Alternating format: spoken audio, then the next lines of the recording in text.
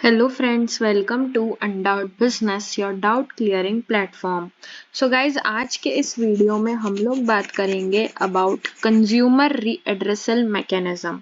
जो हमने प्रीवियस वाले वीडियो में बात की थी कि कंज्यूमर प्रोटेक्शन एक्ट 2019 के अंदर एक रीएड्रेसल मैकेनिज्म है। रीएड्रेसल मैकेनिज्म का मतलब ये होता है कि आप एज अ कंज्यूमर जो भी शिकायतें करेंगे, ठीक है, आपकी जो भी शिकायतें होंगी वो कैसे सॉल्व होंगी, तो उसका पूरा एक मैकेनिज्म है।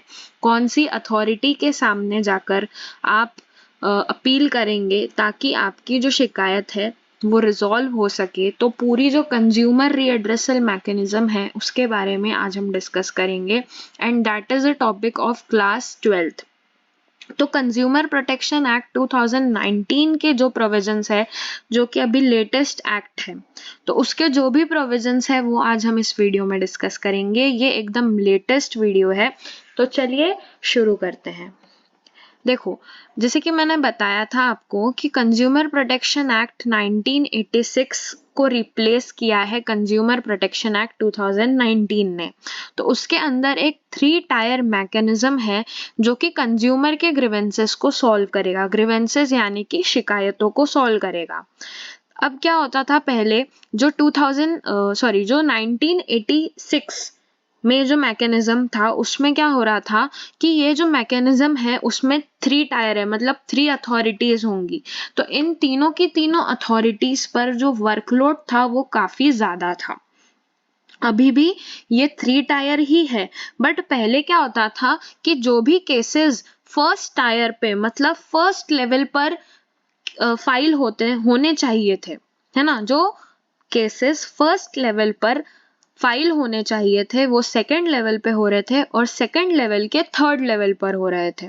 मतलब फर्स्ट लेवल के तो हो ही रहे थे, उसके साथ साथ सेकंड लेवल के भी हो रहे थे। तो यहाँ पर जो फर्स्ट लेवल है उसका क्या हो रहा था, वर्कलोड बढ़ रहा था। सिमिलरली जो सेकंड लेवल के थे उसमें सेकंड लेवल के तो हो ही रहे थे, उसके साथ साथ कुछ फर्स्ट लेवल के भी हो रहे थे। तो इस चक्कर में पूरा मैसअप हो रहा था। जो मैकेनिज्म था वो अच्छी तरह से काम नहीं कर पा रहा था और इस मैकेनिज्म का ऑब्जेक्टिव ये होना चाहिए था कि कंज्यूमर की शिकायतों को सॉल्व करे, पर कहीं ना कहीं वो ऑब्जेक्टिव तो कहीं और ही रह रहा था और जो वर्कलोड था वो बढ़ रहा था। तो इस मैकेनिज्म को एकदम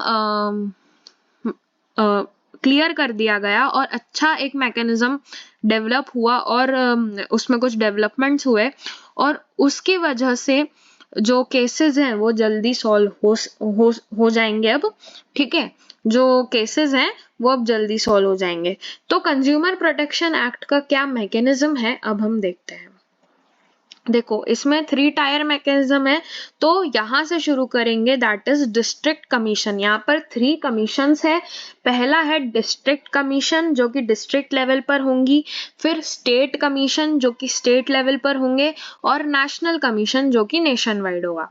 तो यहाँ पर जो आप गुड्स एंड सर्विसेज खरीदने के लिए जो आप कंसिडरेशन पे करेंगे, जो आप खर्चा करेंगे, है ना, जो आप उस गुड्स एंड सर्विसेज को खरीदने के लिए जो आप पैसे देंगे उस पर डिपेंड करेगा कि आपका जो केस है वो कहाँ पर फाइल होगा। सपोज करो कि आपका जो गुड्स एंड सर्विसेज है जो आपने खरीदी है, तो उसके लिए कंसिडरेशन 50 लाख से ज्यादा का नहीं है। उसके लिए कंसिडरेशन जो आपने पे किया है वो 50 लाख से ज्यादा का नहीं है। तो वो सारे के सारे केसेस, इसे हम क्या कहेंगे, ये जो आप थ्रेशोल्ड देख रहे हो यहाँ पर, है ना, ये जो आप थ्रेशोल्ड देख रहे हो यहाँ पर, मॉनेटरी लिमिट देख रहे हो, उसको कहते हैं पेक्यूनरी जुरिस्डिक्शन। तो ये जो कमीशंस हैं इनका क्या पेक्यूनरी जुरिस्डिक्शन है, क्या मॉनेटरी टर्म्स में कितने से मतलब कितने कंसिडरेशन का ये लोग केस हैंडल कर सकते हैं। तो अगर हम डिस्ट्रिक्ट कमीशन की बात करें, यहाँ पर सबसे फर्स्ट है, नीचे से ऊपर जाएंगे तो पहले डिस्ट्रिक्ट कमीशन, फिर स्टेट कमीशन और फिर नेशनल कमीशन। तो डिस्ट्रिक्ट कमीशन पर अगर आपने अपने गुड्स एंड सर्विसेज के लिए जो कंसिडरेशन पे किया है वो अगर 50 लाख से ज्यादा का नहीं है, 50 लाख से ज्यादा का नहीं है, तो जो भी आपके केसेस हैं वो डिस्ट्रिक्ट कमीशन पे फाइल होंगे। ठीक है, डिस्ट्रिक्ट कमीशन में फाइल होंगे।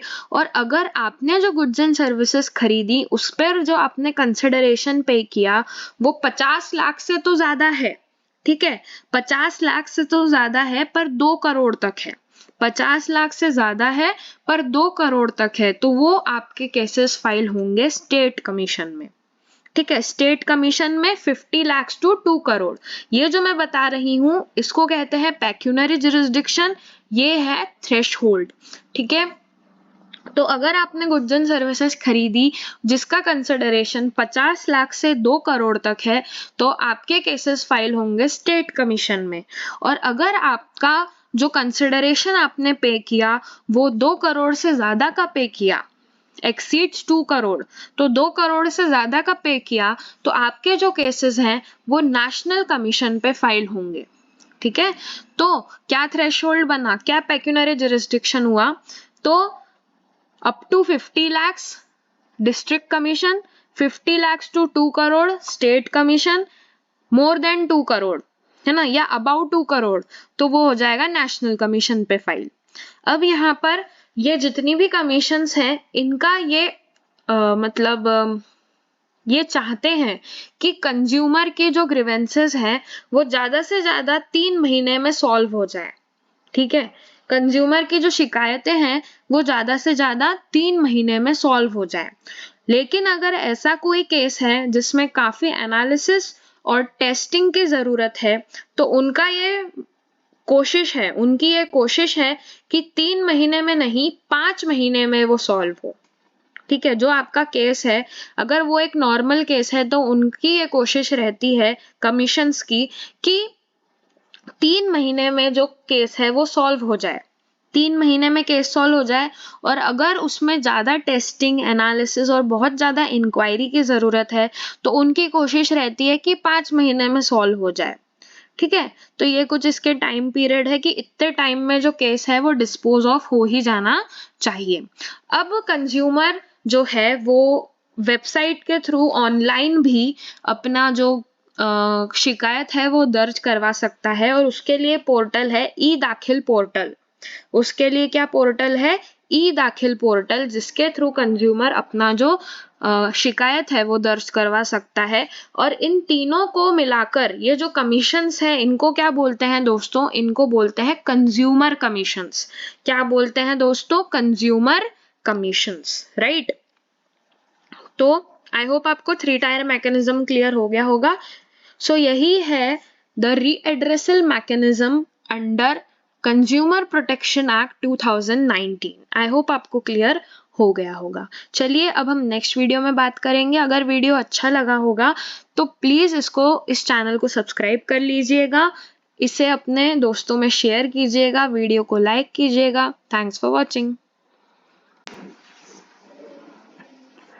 हेलो गाइस, तो जो हम कंज्यूमर प्रोटेक्शन एक्ट में ई दाखिल पोर्टल के बारे में डिस्कस कर रहे थे, तो चलिए थोड़ा सा उसको और एक्सप्लोर करते हैं ताकि आपको भी, क्योंकि वो एक ऑनलाइन पोर्टल है इस वजह से मैं आपको दिखाना चाह रही थी कि वो पोर्टल दिखता कैसे है। ठीक है, तो चलिए देखते हैं उसको। तो मैं यहाँ पे सर्च कर रही हूँ ई दाखिल। देखो, सो ई दाखिल है क्या, देखो सबसे पहले e Daakhil is a online portal launch by the Indian national consumer disputes redressal commission in September 20। तो इसको लॉन्च होकर के ज़्यादा टाइम नहीं हुआ है, सितंबर 20 में ही इसको लॉन्च किया गया है। और ये काम क्या करता है, for the facilitation of offline and online complaints relating to consumer protection. तो इस एक्ट के अंतर्गत जो भी हमारे केसेस फाइल होते हैं वो इस पोर्टल के थ्रू फाइल किए जाते हैं कंज्यूमर प्रोटेक्शन एक्ट 2019 में। The portal is available across all state consumer redressal commission. जो हमने स्टेट कमीशन की बात की थी, तो हर स्टेट पर ये पोर्टल, हर स्टेट कमीशन में ये पोर्टल अवेलेबल है। तो ये देखो यहाँ पर ये इसकी वेबसाइट है ई दाखिल। चलिए देखते हैं। सो ये हमारे आ गए हैं मोदी जी। ठीक है, तो यहाँ पर अभी हम विंडो क्लोज करते हैं और देखते हैं क्या है इसमें। So an initiative of department of consumer affairs. ठीक है, ये क्या है? An initiative of department of consumer affairs का ये इनिशिएटिव है जो कि ये वेबसाइट क्रिएट की गई है। ई दाखिल कंप्लेंट फाइलिंग मेड इजी, ये हमारी पोर्टल है। यहाँ पर आपको हैंडबुक मिल जाएगी, पूरा ई दाखिल के बारे में इंफॉर्मेशन मिल जाएगी। और देखो यहाँ पर जर्नी दी हुई है 2 साल की। ठीक है, ई दाखिल जर्नी ऑफ 2 years, 2 ही साल हुए इसको चालू हो करके। तो यहाँ पर हम वेबसाइट में जाते हैं पहले तो। देखो, consumer commission online application portal. तो अगर कंज्यूमर कमीशन में जनरली यहाँ पर मैं बात कर रही हूँ स्टेट कमीशंस के लिए, तो हमने अभी पढ़ा था ना स्टेट कमीशंस पर ये अवेलेबल होती है।